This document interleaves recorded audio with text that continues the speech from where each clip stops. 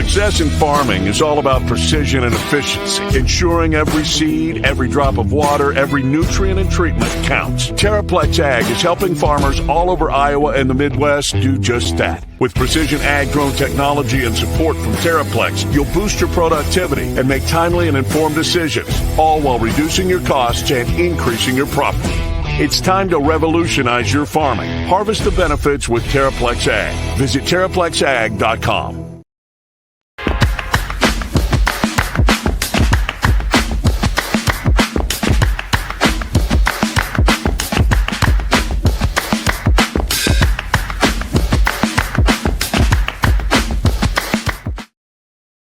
'I'm Chris Williams from Cyclone Fanatic and a proud Iowa State graduate from the class of 2007. No one shows up like Iowa State fans.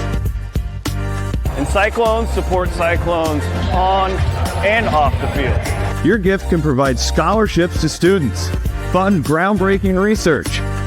We could even drum up opportunities for the marching band.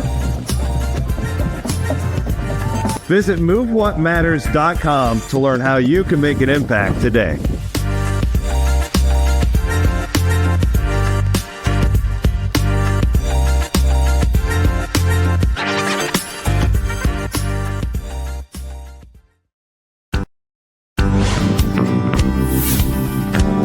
%10 of all the new cars sold in Iowa come from the Carl Auto Group. Our neighbors trust us to have the largest selection and the highest standards. To our current customers, thank you. And to our future customers, see for yourself why Carl drives Iowa. Your dealer for life, it's the Carl way. Chris Williams, Brent Bloom, from the Wild Rose Casino Studio. It's Williams and Blum, presented by Mechdyne, on the Cyclone Fanatic Podcast Network.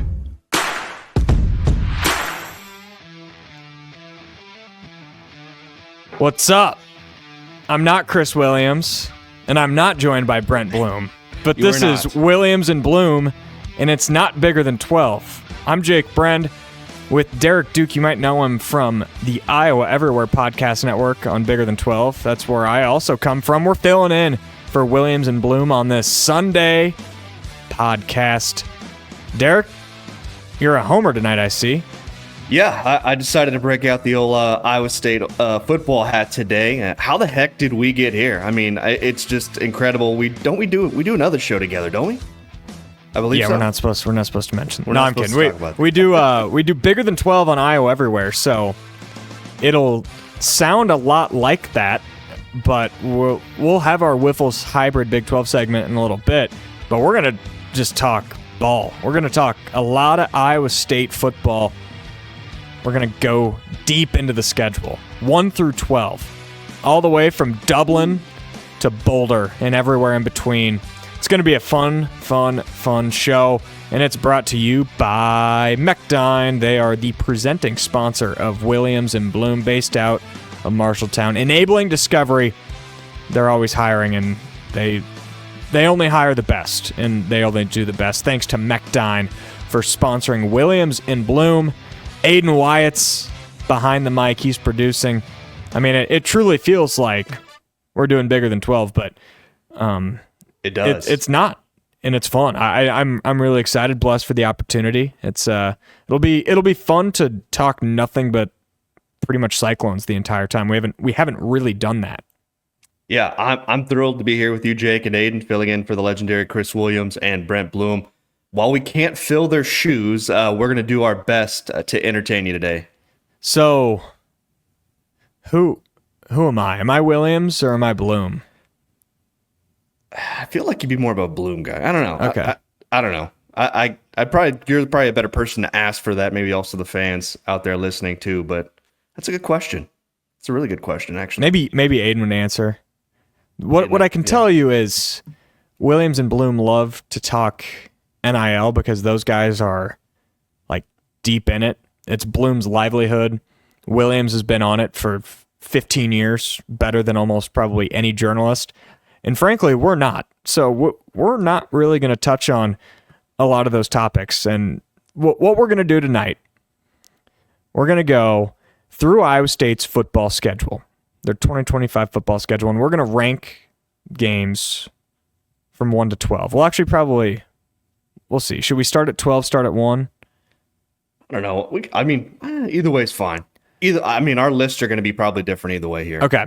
Yeah, we'll do that. We'll touch on Jaden Higgins' record, second-round pick contract. We'll have our Wiffles hybrid Big 12 segment, and then maybe a couple more topics after that.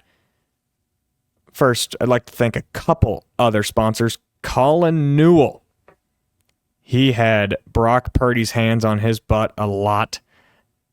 He doesn't do that anymore. He is at Farm Bureau Financial Services, and he is incredible at what he does. I know he has saved people a lot of money. He can save you money as well. Kelderman Manufacturing. His name is not Brad. It's Jeff Kelderman. Andy Fales made that mistake on Murph and Andy this past week. Jeff Kelderman, he can douche up your truck like no other. Kelderman Manufacturing, that's a guy that knows what he's doing with cars, with motorcycles, all of it. And finally, the Ivy College of Business. I was actually, my stepbrother is transferring. He made a great decision. He's transferring from the University of Iowa to Iowa State University, and he's going to enroll in the Ivy College of Business. So, wow, that's a big shout jump. out Jonathan Hallberg. That's awesome. That is awesome, man. Yeah, it's the best decision that young man will make his entire life. He's going to the Ivy College of Business. Even if you are our age and you're out of school, you can always go and pick up a master's degree in business. That is something that you can't put a value on it, thanks to Iowa State University and the Ivy College of Business. Let's get into this schedule deep dive. I'll let you go first. Where are you going with your toughest game of the 2025 season? You want to go toughest or least toughest here? Start with toughest. Start with the toughest here. I'm going to start right away. First game of the season, Kansas State right off the bat, week 0 in Ireland. It's a rivalry game that should be continued, by the way. Thank you, Big 12, for discontinuing that. And it's a conference game. I mean, Farmageddon taking over Ireland. It's going to be a great scene. I wish I can go. Jake over there is going to go, and I'm so jealous of that. And this is what a huge opener for Iowa State, too. Maybe one of the toughest opening games for the Cyclones in a very long time. Yeah, this game last year, it decided whether or not Iowa State would go to the Big 12 championship. There's been other years where this game has decided which team is going to a warm weather bowl, which one's not, because there's been a lot of years where both teams finish 8-4, 7-5, 9-3. This game always has stakes on top of it being a rivalry game, and that's where I'm going. I think it's also the toughest game, and I think a lot of it more just has to do with the novelty of it. It's a game in Ireland. Iowa State's never done that. There's only been, I think, 6 teams. I think it's the 4th year of this series in Ireland. So it's uncharted waters for both teams. And on top of that, Iowa State has historically not been great to open the season. They had a really strong September last year, which was a huge reason why they were able to get to 11 wins. But there's been some years where they didn't come out playing their best football out of the gate. And doing it when you're in a foreign country, when you're... What will the clock be? You'll be 6 hours ahead? Believe so. So 6-7 hours ahead. That throws off your body. There's a lot of factors that just... It makes it a really, really tough start to the season. But if you win your toughest game on the schedule, what can that possibly set up going forward? That it's a double-edged sword. God, it's going to be such a great scene there in Ireland. I am so jealous of everybody that can go to that. It's going to be incredible. I can't wait. It's going to be tough for the fans too. Yeah. I'm going to be there for like 5 days before the game. The amount of Guinness, the amount of Jameson. It'll be hard to be standing for the game. Is there a chance to get like Ames Lager in Ireland? Is that possible? Can somebody make that happen? I mean, Bloom would be the guy to make that happen. That's true. I had a hard enough time getting it to Texas. How am I supposed to get into a foreign country? That's a good point. That's a very good point. Yeah, I'm still got to pick up that beer. Haven't made it up there yet, but it's coming soon, hopefully.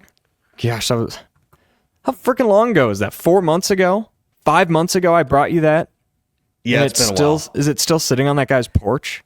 It's not in the porch. It's in the house, but yeah, my dad's actually going to pick it up next week for me and bring it down. So it is finally. It is coming to the and right it'll be gone finally. within what, 2 days? I brought you 90 beers, I think. So that'll get you through 2-3 days. I'll savor it. I'll savor it. Number 2, I'm going to go Arizona State. Wow. A rematch of the Big 12 championship. It is in Ames. What I had a difficult time doing while ranking this list was outside of Farmageddon. I think all of Iowa State's best opponents, toughest opponents, come in Ames. So that made it, because you typically defer to a road game that as being the toughest. But Arizona State, they bring back Sam Levitt. I know they lose Cam Scattaboo, but they've had a rabid portal cycle. Kenny Dillingham is one of the hottest names in the sport. And we just saw Arizona State lay a beatdown on Iowa State that we really haven't seen in the Big 12 all that often in the Matt Campbell era. It was still surprising, and that rematch that'll be taking place in early November, I've got that as my second toughest game on the schedule. Yeah, I'm going to go Iowa. I'm going with the Iowa game. Do I really need to say more here? It's the Cy-Hawk, one of the most underrated rivalries in the sport. The folks watching or listening to this show know better than I do on just how big this game is in the great state of Iowa. Plus, it's time to put the demons away at Jack Trice against Iowa. I mean, Iowa 2011. Yeah, since 2011, that 3 overtime game was the last time Iowa State beat Iowa at home. So that needs to change, and hopefully that changes this season.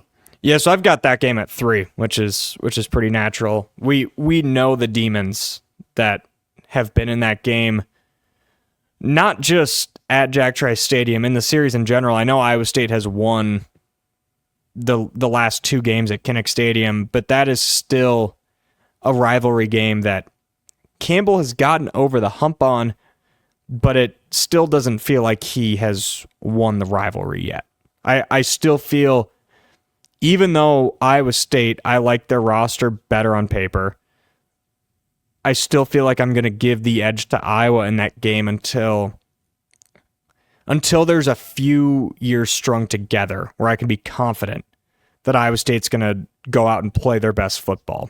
And this could be the year, this should be the year, but it being the 3rd game of the season, with the trip to Ireland mixed in there, it does make it really difficult on that part for Iowa State. Those first 3 games are going to be brutal. They're tough ones. They're not gimmies by any stretch of the imagination here. What'd you have at 4? I got it 3rd. Oh, you got your 3rd. Yeah. I got my 3rd. I had Arizona State, so we just flip-flopped. Agreed with you. Defending Big 12 champions coming to Ames. Kind of a revenge game there, too. You didn't mention that. The revenge game for Iowa State playing in the Big 12 championship game last year. We were both there. That was kind of an ugly game. Got really ugly there towards the end. But like you said, Sun Devils going to be without your boy Scatabo, who was really their workhorse for them offensively. So this Arizona State team, to me, is going to be pretty interesting to follow this season. But I'll stay at 3 with them when they come into town on November 1st. And then where are you going for 4? Going BYU, another home game against BYU. I believe this is the week before. It is the week before they host Arizona State. Yep. If this game were in Provo, I may move it to 1, but for me, I'm going to go with number 4 here. I mean, credit to Satake at BYU. Did a great turnaround of that team last season. And the way he built that team was just playing great defense and having a solid run game. That's what BYU is going to try to mimic this season to do again. Jake Retzloff comes back at quarterback for them, who should be improved because he had his moments last season. But I will say this about BYU, and you probably know this as well. They're a completely different team on the road than they are at home. That crowd in Provo gives that team so much energy and life. They play extremely well at home. On the road, however, we've seen this team kind of struggle, and some of the inconsistencies have come on the road for that program. So this is our first major disagreement. So I've got BYU all the way down at 7th. Is that right? Wow. Okay. Yeah, I've got it as the 7th toughest game. And my reasoning for that, a lot of what you laid out as to like they're an improved team. I really did. I had a really hard time on this list with 4 through 7. I think Same. you could really interchange it anyway. A bit of the tiebreaker for me, you're coming off of a bye, and that will be big. BYU has never played in Ames before. Ames is Jack Trice is, it's a good home field advantage. It's not the level of advantage that Provo is, but I do think there's a little bit of regression to the mean coming for BYU. They were good last year. Their record was really good, but there was a lot of numbers, a lot of analytics that said they could have easily been 7-5. A lot of close games. I'm gonna bet on maybe some of those one-score wins, maybe the turnover margin. I'm gonna bet on that regressing to the mean a little bit. So I've got that down at 7th. For 4, I'm going at Colorado. Coach Prime, I don't think they'll be as good as they were this last year. That's really hard to do when you're replacing a Heisman Trophy winning two-way player in college football along with Shedeur Sanders. But that, speaking of environments that's been crazy under Sanders, it's Boulder, and it's an altitude game. Their roster is going to be filled with 4- and 5-star talents up and down. That could be enough to neutralize Iowa State's strengths, which is in a lot of those skill positions. I will be worried heading into that Colorado game because if you look at the schedule, we'll see what happens with K-State and Iowa. I don't really expect Iowa State to have any losses other than that.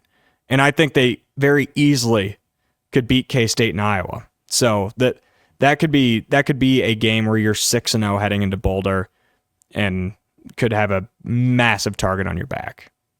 Oh, that's a good pick. That's a really good pick. I went with TCU at 5 here. On our other show, on Bigger Than 12, I said that TCU was the most overlooked team in the conference, and that's because I'm a big believer in Josh Hoover. I think he's going to end up having a great year. Could be a very sneaky value pick for Big 12 Player of the Year this season. And plus, I thought TCU did a great job with Sonny Dykes filling in some of these holes in the transfer portal. Plus, it's a road game. For me, for TCU's season, it's going to come down to their defense. Their defense last season could not stop the run at all. So that's going to be an area of concern for me when it comes to the Horned Frogs. But I still think Iowa State's a better team than TCU overall. But I think that matchup in Fort Worth is going to be very interesting. Yeah, TCU's been a team that Matt Campbell has matched up with pretty well. If we'll put on our blinders for the Max Duggan year, whatever 63-7, whatever that game was. Other than that, Iowa State has typically matched up pretty well with that team, and I've got TCU 5th, so we're pretty close there. I just think the road aspect of it, you're going to be fresh off of 2 home games against BYU and Arizona State. Very well could get beat up in that. You're in the heart of the schedule. You're going down the stretch. I barely put that over Kansas, which is my 6th toughest game. And a lot of that, I think if I redo this right before the season and give myself more time to think about it, I think KU might be higher just because the numbers speak for themselves. They've won 3 games in a row over Iowa State. They have, the last 2 years, pretty much done whatever they want on offense, and they have probably out-schemed John Haycock the best that I've ever seen another coaching staff do it consistently, which is really fascinating. I thought that might change when they lost their offensive coordinator, Andy Kotelnicki, to Penn State. But still, they torched a depleted Iowa State defense last year. Even in Ames, KU is just it's a tough matchup, especially if Daniels is healthy, which we know is a big question. And that's a fair one, too. Last season, we saw Kansas was a team that was really, really bad to start. And by the time Iowa State got around to them, they were one of the hottest teams, maybe not just in the Big 12, but maybe in all in college football. That team was that good. For 6, I went at Cincinnati on October 4th. If this were a home game, I'd probably put it further down the list, but Cincy to me is going to be very interesting. I remember you said the other day that Bloom said this Cincinnati was a tough place to play in, even for its stadium size. But I will say this, the Bearcats do lack talent. Brendan Sorsby is an okay quarterback who really lost his mojo last season as the year went on. But that team lost 5 games in a row to end the year when they were just 1 game away from making a bowl game. But I think that early trip to Cincinnati is going to be pretty interesting for me to watch. Yeah, that's kind of a discrepancy on our end. So you've got that at 6, you said? Yeah, Cincinnati at 6. So I've got Cincy down at 8. Okay. I just think it's a team that's trying to do a lot of the same stuff as Iowa State. They hired Tyson Veit, Iowa State's old linebacker coach, to be their defensive coordinator, but they just don't do anything as well as Iowa State. And they don't have the athletes at the skill position to do the same thing, whether that's defensive back or wide receiver. And their depth up front on both sides of the ball, I still don't think it's made the step up from the group of 5 level to the Big 12 level. Who knows? Maybe this is the year. I'm not a Scott Satterfield guy, really, at all. So I had that game a little bit lower. But I did have a discussion of that as being my 7th game. But for number 7, I went at Oklahoma State. A lot of this game kind of hinges on what's on the line. It's Black Friday, the last game of the season. And who knows, maybe Iowa State's 9-2 heading into the game, winning you're into Dallas. It also could be 8-3, not much to play for outside of pride. So that's where it does change a little bit. But seeing that as the last game of the year, with all of these years of Iowa State ruining Oklahoma State seasons, it just gives me a little bit of pause.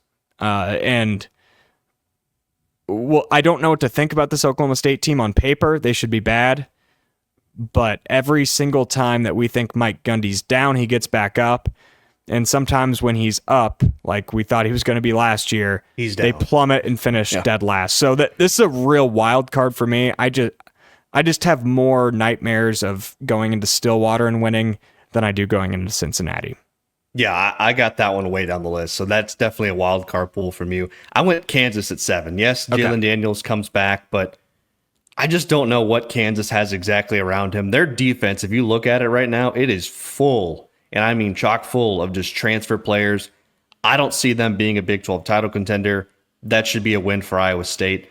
It doesn't. That's a game that I'm not really scared of. To me, we'll see how Jalen Daniels. Plus, Daniels' health has been a concern over the last couple of years too. That game's so late in the season. Is Jalen Daniels, depending on their record, is he even going to be playing for Kansas at that point? So that's kind of another reason why I bumped it down a little bit. Yeah, it's such a fascinating case study because we all know the problems internally, not only in that football program last year, but in the athletic department. And once, I don't know what they resolved, but once they turned the corner, they were one of the 10 best teams in football for an entire month. Yep. But we also saw them piss it down their leg multiple times all season, and they're still Kansas football. So it does feel weird to think that is a tough game, but I truly think that it's a tough game, and we've got a little bit of a miss there. So do you want to go? I've got my 1 through 8 all set. Do you want to go with your 8? Yeah, I got Colorado at number 8 there. Dang, so, you've got that way down there. Yeah, I get it. Colorado, Dion, great spot. Going to be probably on primetime TV, but a lot of new faces for Colorado. They're going to have some talent, but how's that team going to be put together? Their superstars are gone. Shedeur Sanders and Travis Hunter, both gone from that team. I think they covered up a lot of holes on that team that people don't necessarily realize. So I think Colorado is going to take a significant step back this season. So I got Colorado at 8. So we've got a few differences in that top 8. I'm a lot higher on Colorado and KU than you are, and you're a lot higher on BYU and Cincy than I am. I've got a feeling, though, our 9 through 12 will probably be the same. I'll just read it all in order. We don't... Arizona, it's at home. They were terrible last year. September 27th, they'll still have a coach. If that game was in November, I'd say maybe they don't have a coach.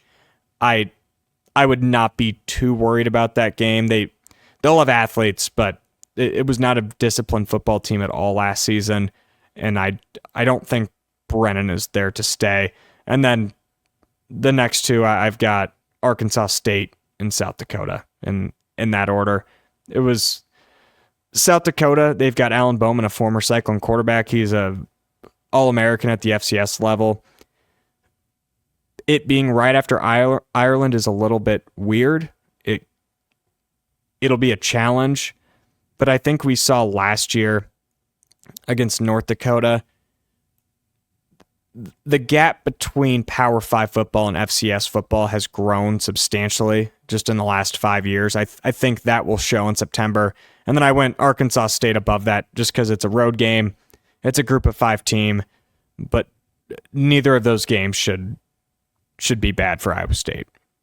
Okay, so my 9 through 12 here, a little bit different than yours. So with number 9, this might surprise some people. I went with South Dakota, and I find it interesting because, like you said, it is sandwiched between the Ireland game and the Cyhawk game. Could it be a trap game? I don't really know, but South Dakota is a solid FCS team. They finished second in the Missouri Valley last season, won 11 games. Plus, you already mentioned Aiden Bowman, the former Iowa State quarterback, is there. So that's another interesting story to watch. Number 10, I went Oklahoma State. I think a few years ago, going to Stillwater was a very big deal. Tough environment with the paddles, the fans being close to the field, but Boone Pickens Stadium has fallen off with that team. And Oklahoma State is going through one of the low points with Mike Gundy in that era, and that being the final game of the regular season. I don't think the stands in Stillwater are going to be even half full for that game because I don't think Oklahoma State's going to be very good. So I had that game at 10. 11, I went with Arizona. Like you said, I'm not a fan of Brent Brennan. People wanted him fired last year. Just a total mess in Tucson. The fact that man had Noah Fafita and McMillan at wide receiver last year, arguably had the best wide receiver and quarterback duo in the Big 12, completely pissed it away. They went 4-8 last season, excuse me. So to me, that's a roster full of group of 5 players surrounded by a really talented quarterback with Fafita. So I'm going there. And number 12, I went Arkansas State. I don't know a ton about the Red Wolves, but I just don't see a problem with traveling to Jonesboro or whatever it is. That Arkansas State is a gimme. That's an easy win for them. I don't see any issues there. I know a lot of Cyclone fans will have PTSD based on the last time they went on the road for a group of 5 game. It was the Ohio loss. I think the program has, in a way, I think that was a turning point in a lot of it, just in all aspects. I would not expect another showing like that, but I can see why it is a little bit. You could be a little timid when going out to play a group of 5 team. All right, so let's just go 1 through 12. Read it off. For 1, we both have K-State. And then I've got Arizona State, Iowa, at Colorado, at TCU, Kansas, BYU, at Oklahoma State, at Cincy, Arizona at home, at Arkansas State, and then closing out with South Dakota. Yeah, and I got Kansas State at 1, Iowa at 2, Arizona State at 3, BYU at 4, TCU at 5, Cincy at 6, Kansas at 7, Colorado at 8, South Dakota had number 9, which would be funny for some people. 10, Oklahoma State, 11 against Arizona, and then number 12 would be Arkansas State for me. Let's bring in the great producer, Aiden Wyatt. Aiden, is there either take from us that like really stood out to you? And sorry, I said Alan Bowman. That's the Oklahoma State legend. He is officially gone. Yeah. Aiden Bowman is the South Dakota quarterback. I do think it's interesting that Derek has an FCS team above Arizona, Oklahoma State, right? And Arizona, yeah. Yeah. It's a trap game. I'm telling you, it could be a trap game. That's why I put it. It's a weird spot with the week 0 game. Exactly. That's the only reason I put it there. And like I said, South Dakota is not a bad football team. No, they might beat Arizona if they played it. Yeah, it's not a game that you can wake up and expect to win. Like, you can't turn the ball over. I know how Matt Campbell approaches those games. They play super low possession. So yeah, I think it's fair to have them a little bit high, but yeah, over Oklahoma State and Arizona. Hey, you're going to be bulletin board material for those guys. Oh yeah, like they're going to do anything. Shots fired. Shots fired. All right, so that's about a 20-minute deep dive into Iowa State's football schedule. It's coming up, man. We're really close. I can't wait. It's just in general, it's a tough schedule. Like, what number would you put as the line between a success and a disappointment? I think a successful season for Iowa State would probably be 10-2. I think that would be a really good, solid season for them. Like you said, the schedule is a little tougher than what it was last season, especially in conference play. Going into that BYU game, if you're looking at the schedule on October 25th, if Iowa State goes into that game at 6-1 or maybe even undefeated at 7-0, that would be just massive for this team, because then you have 3 weeks in a row of BYU, Arizona State, and TCU before that late bye week. So to me, 10-2 would be a really good season for them. Plus, getting back to that 10-win mark would be monumental for Matt Campbell and this program to have back-to-back 10-plus win seasons here. So are you calling 9 wins a disappointment? Are you pulling a Matty Van Winks? No, I'm not going to go that far. I would say if you're saying disappointment, a little bit further down. So I'd probably say 8-4 to me would be probably considered a disappointment for most fans. I think 7-5 would be a big disappointment. So I'd probably lean 8-4. I don't know. That 8-4, you're not really, to me, competing for a Big 12 title. That would mean you're probably losing to Kansas State and Iowa, which would not be ideal. Then you're losing games between like Cincy, Arizona, Colorado, BYU, Arizona State, and TCU. So, and it's still funny to me right now, sitting here talking about 8-4 being a disappointment, because 10 years ago, Iowa State fans would have killed to be 8-4. Yep. So they would take that any day of the week. So it just goes to show how much Matt Campbell's really built up this program over the years. Yeah, I'm in agreement with you. I think 8-4, it kind of depends on what the 8-4 is like. Yeah. It's anywhere from a mild disappointment to a disappointment. And I'd say 9-3 and above is pretty dang good. But again, if you would have told me, like, going into last year that the team would go 10-2 and there would be some fans a little bit disappointed, I would have called you crazy. But when you look at how the schedule played out and the way they lost to Texas Tech, the way they got demolished by Kansas, demolished by Arizona State, you're like, oh yeah, I can see why some fans are a little bit disappointed. But still, at the end of the day, it's really, really hard to ever be disappointed with 10 wins. And I kind of think the same thing with 9. I think 9 and above, if you hit 9 wins, you're probably in a couple one-possession games that, if the ball bounces right, you could be going back to the Big 12 championship. And I think Iowa State's that good that TCU game in November, that Kansas game in November, those could have real Big 12 championship implications. Yeah, I'm right with you. 9 wins would be a great season. And like, maybe that 9 wins, maybe you lose to Iowa and one of your 3 losses are against Iowa. It's not a conference loss. Not a conference loss. You only have 2 losses in conference play. You're right there for the Big 12 title, right in the thick of the race. So please don't lose to Iowa. Yeah, we don't want that to happen though. So yeah. I was 10 the last time Iowa State won a Cyhawk game at Jack Trice Stadium. God, you're making me feel old. Jeff Woody hosts a podcast right here on the Cyclone Fanatic Podcast Network.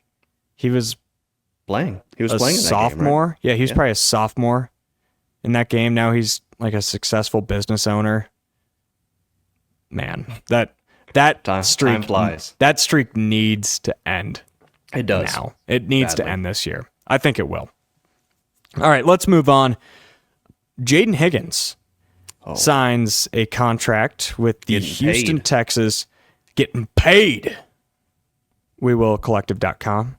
Sorry, got to do my Bloom impression. 4-year, $11.8 million deal, fully guaranteed, the first ever fully guaranteed contract for a second-round pick.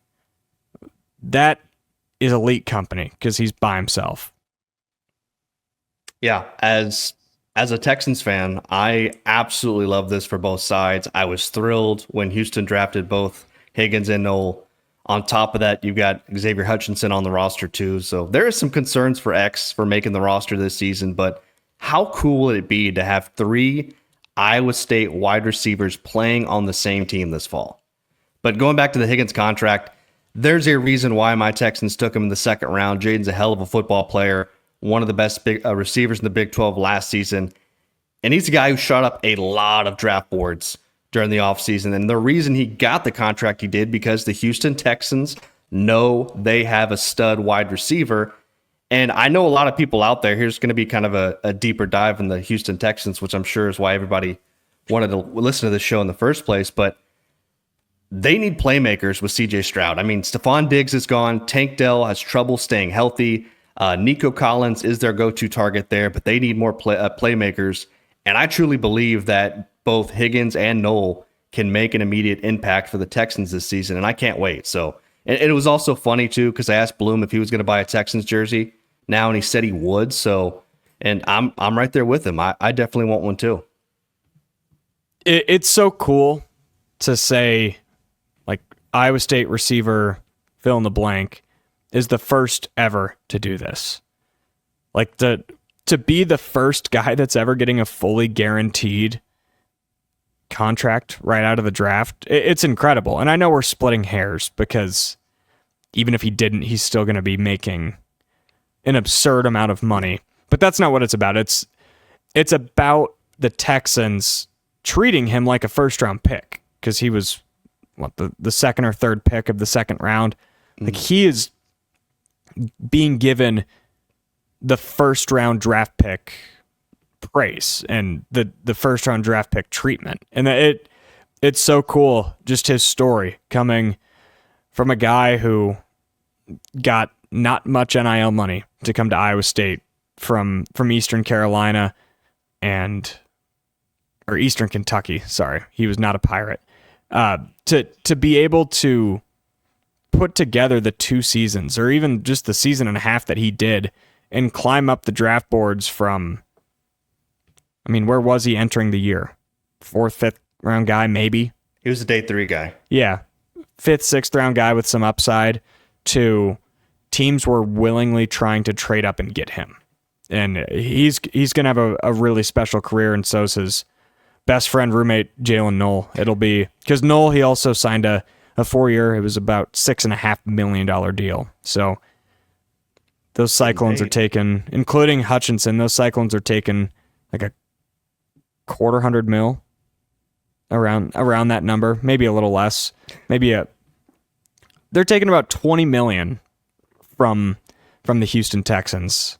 And I'm okay with it. And if they're curious, it's WeWillCollective.com. And I promise Bloom is not in this room with me at gunpoint. Is he holding you at gunpoint in the room? Are you sure? I promise. Okay. Why would I bring that up? Why would I bring that up if it was true? I'm okay, I promise. Jeez. I'm safe. All right. So let's get into our Wiffles Hybrid Big 12 segment. I had some ideas, but Derek just vetoed it. Shut him down. I just shot him down. Let's be negative. Let's talk about who gets fired. That's all Derek wanted to do. So, since it was your idea, which Big 12 coach this year, I guess we'll phrase it as, which Big 12 coach is the most likely to get fired? I give you $100 and you're just placing it. He's gone. Who are you going? For me, it's a toss-up between two coaches, and I think you know exactly where I'm going to go with this. It's between Scott Satterfield at Cincinnati or Brent Brennan at Arizona, but both have been bad at their current school. But I would honestly lead Brennan at Arizona. I think Satterfield has a chance to make a bowl game this season. I just don't have that same faith in Arizona. No, there were people in the higher ups there in Tucson who wanted Brennan gone after 1 year, where he went 4-8 overall, 2-7 in conference play. And I think he's just not a good coach. His roster management is not good. I don't think he's the right guy for the job. I say if Arizona has another season like they did, 4-8 or maybe even 5-7, I think there's people there that can honestly push him out. They're just ready to get rid of him. Yeah, the question for me with that is the not well-kept secrets about Arizona's budget problems in their athletic department and their institution as a whole. It's really hard to fire a football coach after 1 year or 2 years. And they were, like, from the sounds of it, they were really freaking close to doing it last year. And the department pretty much made him change coordinators. Like, that's a sign of a guy who's on year 4 or year 5 struggling. Like, all right, man, maybe you give your OC the axe, bring in a new guy, try something up. You don't see that after 1 year. And that's why I'm also going to go with Brennan, because the signs are there and the writing's on the wall. Satterfield, I think, would be a close second. I wouldn't rule out Sonny Dykes or even Mike Gundy, because I mean, a bit of a hot take right there. It seemingly almost happened when we were in Dallas at the Big 12 championship last year. Whenever Gundy's done, I don't think it'll be labeled as a firing. I think it'll be a mutual parting of the ways. Oh, yeah. But I wouldn't rule that out happening this year. We've talked in depth. We don't know who their quarterback's going to be. They lost Ollie Gordon. They already kind of lacked skill position. Their defense, which was thought to maybe be a bit of a strength last year, was terrible. What if they go out and they don't have the dead cat bounce and they go 2-10? I'm gonna change my answer to Mike Gundy. I'm gonna do it. I don't think Mike Gundy will be the head coach at Oklahoma State in 2026, and that'll be a weird day. It'll be a sad day for college football, because it's one of the few guys of the old guard, but he's also, I don't think he's made for the current landscape of college football. And frankly, I'm shocked that he's still here, but he's got a lot of reasons that start with dollar signs to be sticking around. A lot of them. He pretty much owns Stillwater. I mean, he does whatever he wants there. He calls all the shots there. So, I mean, it's a very bold statement there. So, and Mike Gundy's a guy that says he's still got a lot of juice and energy left. So that's a very interesting pick from you. That's a very bold prediction there. That's a good one. That's a hot take. Aiden, do you agree with either of ours? It's Brent Brennan. Let's be honest. All right. Hey, Aiden's playing it safe, like I am. I played it safe. Mike Gundy, that's a hot take. More likely, Gundy gets fired, or both Satterfield and Brennan get fired. Satterfield and Brennan. Okay. Dang. All right. You're high on Gundy. You're buying your poke stock. I'm not buying stock in the team. I just think he's got so much power in Stillwater. I don't think people understand what he can do there.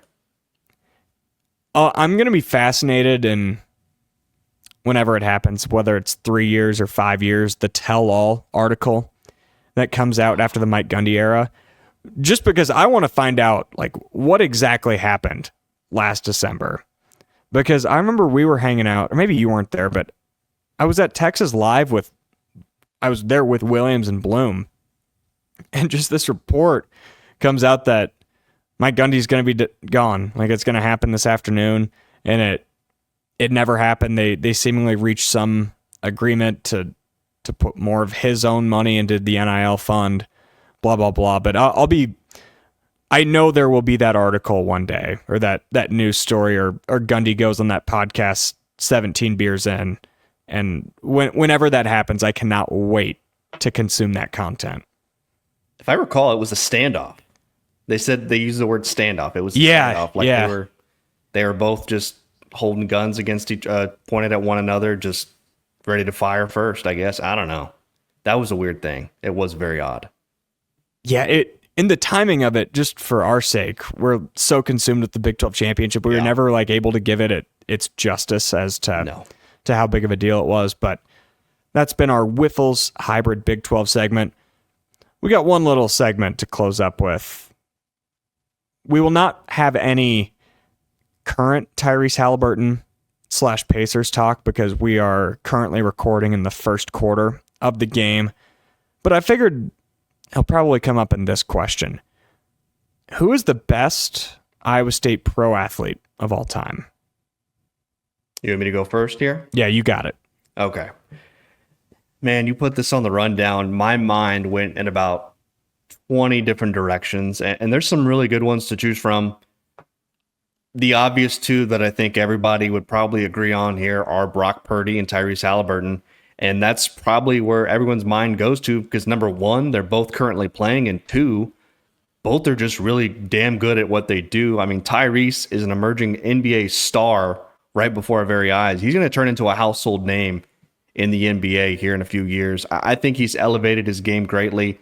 And for those who question him about being clutch, the man has been as clutch as anybody in the postseason this year. I mean, 2-game winners in the playoffs alone this season. And he's going to be, like I said, he'll be a superstar over the next few years. But as much as I do love Tyrese, I'm a football guy. So, damn it, I've got to go with Brock Purdy. He plays the most important position in all of sports, maybe the toughest position in all of sports with the quarterback. Plus, I mean, his story, they should really, if he wins the Super Bowl, they should write a book about his story, going from Mr. Irrelevant to being a starting quarterback in the Super Bowl. That's incredible. Give me Brock Purdy. And let me say something to the San Francisco 49ers here. I want you to pay the damn man already. He has earned his due. He needs to be paid. That would be mine for Brock Purdy. I do want to give one shout out here to Matt Blair, former Iowa State linebacker, early 70s. I kind of did a deep dive here, but he was the second round pick in 74 to the Minnesota Vikings, played like 12 seasons, made 6 Pro Bowls. So unfortunately, Blair's no longer with us today, but I thought he deserved at least a mention in this conversation. Clean up on aisle Matt Van Winkle. Derek Duke chose Brock Purdy. Yeah. I'm going to go Tyrese Halliburton. My case for Halliburton, you cannot deny that he is the best player on his respective team. You can certainly debate that with Purdy. There will be a lot of people that disagree with you. No rational basketball fan will be taking Pascal Siakam or Andrew Nembhard or Miles Turner over Halliburton. So he, as the leader of his team, has taken his team to a conference finals in his first 4 years. He seems like he's on a path to do it again this year against the number 1 seed. Granted, they've been a little bit injured. And he represented Team USA in the Olympics. One of 12 guys that can say that he did that.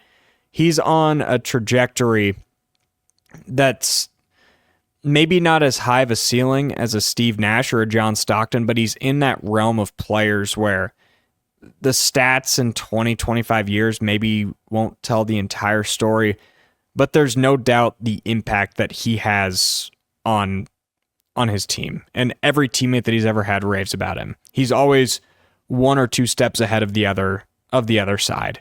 And he's just a star. He's at worst top 15 player in the world. You could argue that up to top 10.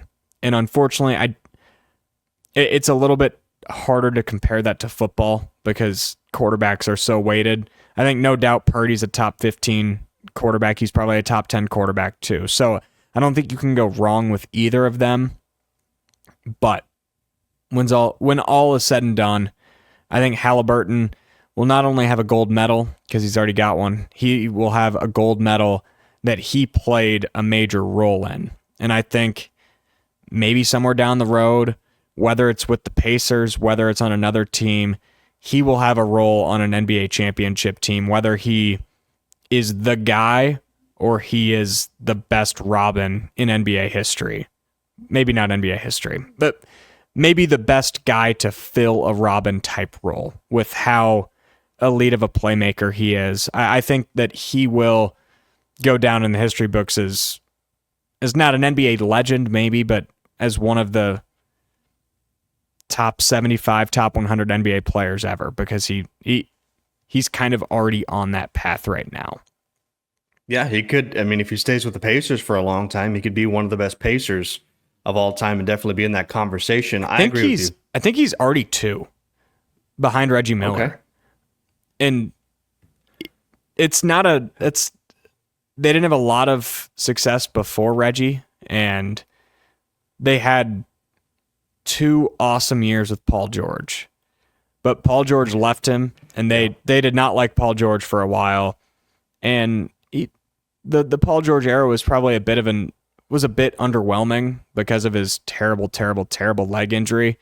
Then there's Victor Oladipo. Like I think Halliburton's a pretty solid second considering what he's done in the playoffs too. Like it's not just regular season production and flame out in the playoffs. It's wide open. He could lead them to the NBA Finals this year. Like that is something that very, very well could happen. Oh, for sure it could happen. And like you said, I agree with you 100%. He's a guy I think in the next few years is going to be one of the NBA superstars, one of the faces of the league. So I don't have any doubt about that. But Brock Purdy also maybe the next couple years could win a Super Bowl or two. That's true. Who knows? And if he wins the Super Bowl, he's going to be everywhere. He'll be on every damn commercial. He already is. He already is. That's true. But he'll be on everything if he wins the Super Bowl. Yeah, I think there's honorable mentions that are deserving for Jeff Hornacek. He was an NBA All-Star on a team that went to the NBA Finals several times. I also think Cale Sanderson, Dan Gable. It's a little different because obviously the best college wrestlers are also going to be the best professional wrestlers. So I think they have a case. Jeff Hornacek, who's he guarding? Who's that guy? I don't know. I don't think he's important.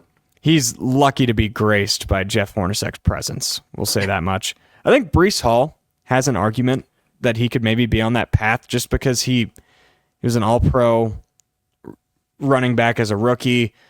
We'll see what he does this year.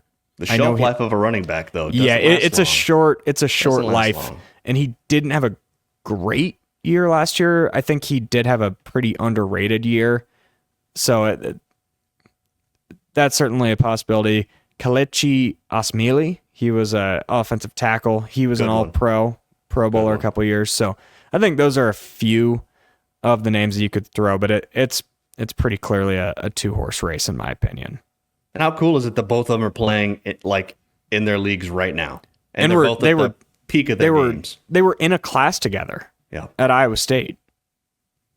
What a time. Pretty dang cool. Yeah, it's a good time to be an Iowa State fan. Whether it's watching guys in the pros do it, which I know is something that let's tune in and see what is that AJ Klein? Oh yeah, AJ Klein's in. I swear for 7 years, AJ Klein was the only non-offensive lineman that you could look at in an NFL game, and now they're everywhere. Now you have 3 guys at the same position on one team, on one playoff team. It's come a long way, and the product that's still in Ames isn't too bad either.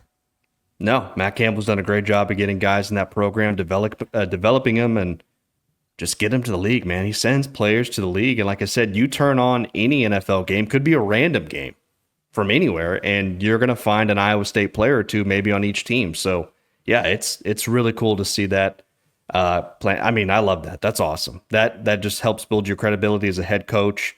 And NFL scouts, I mean, I think they already are all over Ames. They're going to be in Ames every single year to watch guys under Matt Campbell. Yeah, and I think we've seen a Campbell boost already. Mm-hmm. I think we saw it a little bit this year. I think we saw it with Will McDonald going. He probably went 15, 20 spots higher than most people expected. I think that's a real thing now, to where maybe a decade ago, you see Iowa State in front of a guy and you're like, oh, yeah, I get good numbers. Yeah. Probably not going to take him. To now, it's Iowa State guy, Brock Purdy, Breece Hall, Allen Lazard. We want that guy. We'll trade up to take that guy, and that above anything else, the huge wins at Jack Trice Stadium, the getting to 2 different Big 12 championships. When it's all said and done in the Matt Campbell era, looking back on all the success on Sundays, I think that will be right up there towards the top of the billing for all that he has accomplished and will continue to accomplish in the near future. So I think one day there's going to be a statue outside of Jack Trice of Matt Campbell. Oh yeah, there better be. Happen. There's got to be. Well, I hope we did well. This was fun to fill in. Do a lot of Cyclone talk. Yeah, Williams and Blum. Assuming Williams doesn't die of alcohol poisoning at the NASCAR event, they'll be back on Wednesday. He's got his daughter with him. I can't imagine he's drinking that much. He's not putting up Derek Duke numbers, I can promise you that. Oh, I don't know if many people are putting up my numbers, but thanks Chris and Brent for letting us fill in today. I had fun. I hope the listeners did too. Thank you all for tolerating me, and especially to Aiden. I mean, the guy just can't get rid of me. Whether it's here or Iowa, everywhere, he still can't get rid of me. Yeah, you should have heard what he said before you got on the call. No, I don't know if we want to share that. Yeah. Thanks for listening. This has been Williams and Blum with Jake, Brend, and Derek Duke. The normal guys will be back later this week. Thanks for listening.